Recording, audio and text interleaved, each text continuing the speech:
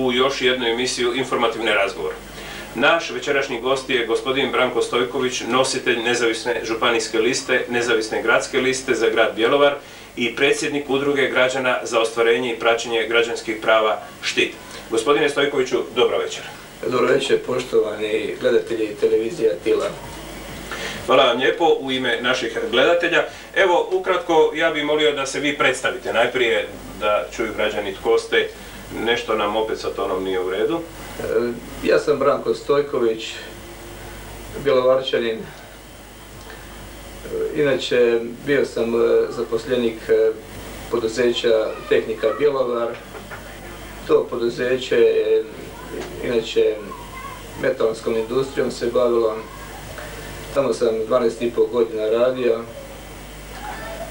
To poduzeće je jedino bilo u Hrvatskoj koje je proizvodilo, imao taj program i tehnologiju koju danas nema. Nestankom tog poduzeća sa našeg tržišta ugasio se program koji je stvaran desetljećima. U tom programu su sudjelovali mnogi ljudi koji su u tom poduzeću radili, stručni također inženjeri. Program koji smo mi razvijali danas više ne postoji.